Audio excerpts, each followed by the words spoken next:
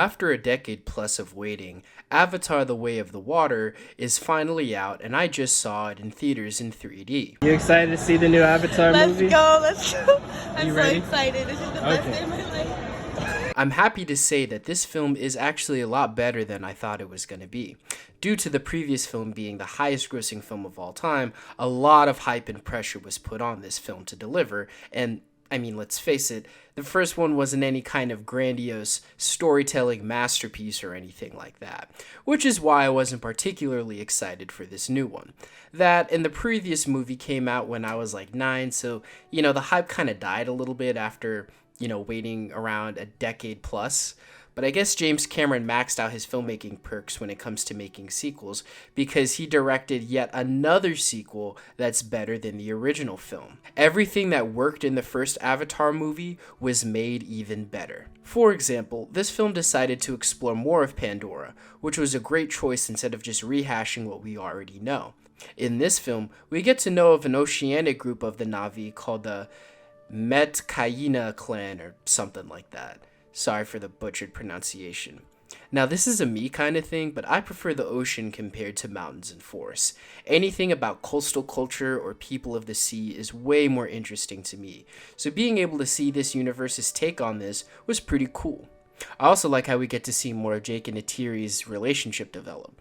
This film takes advantage of a time skip, and we get to see how the relationships and character grows as they have multiple children. This is a wise decision by the writers, as if we had to wait nearly 15 years just to see them in the exact same situation they were in before, would have been a very disappointing thing. It also helps that the effects are as good as they are, so that we get to really feel these characters' emotions.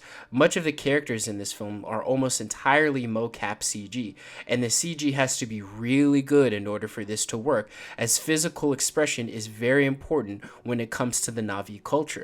And if the effects weren't on point, this film really wouldn't work. But like I said, the effects of this film are amazing, and I highly recommend watching it in 3D as well. Now, it's pretty popular for studios to put their films out in 3D, and a lot of the time, I don't feel like it's entirely warranted. But for this film, you get the feeling that it was made intentionally for 3D, as the previous film was one of the first blockbusters to properly take advantage of 3D and make it popular in movies. However, effects can't save everything, and unfortunately, there are some problems with this film, and of course, it's with the writing. Now, this is a spoiler alert, so if you don't want to hear what I'm about to say, I suggest you just turn off the video now and go see it, then come back and finish my video.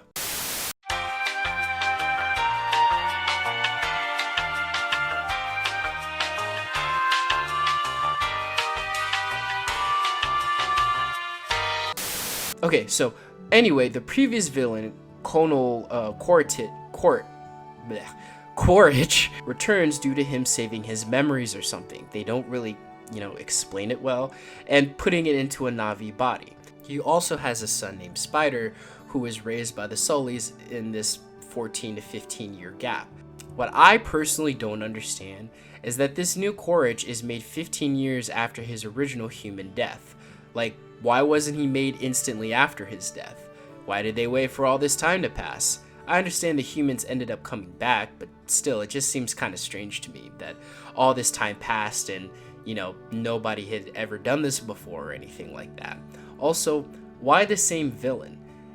Don't get me wrong, I appreciate how much of a hater Quaritch is, that even his Na'vi doppelganger is trying to ruin Jake's life, truly a based Sigma male, but I can't help but feel like they could have gone another direction, What if it was a relative like his son, or what if instead of Spider was raised by the Na'vi, he was groomed to take revenge against Jake and his family and become the next colonel, but by actually inhabiting a Na'vi body and learning their ways, that would have been a really, really cool twist. Plus, Quaritch is saved by Spider at the end of this film for some goddamn reason.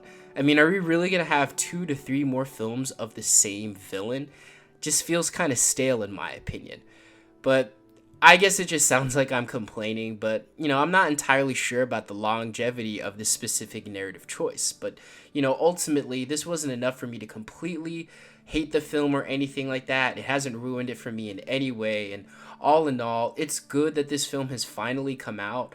I'm glad that there's a popular blockbuster that's not a comic book film to come out.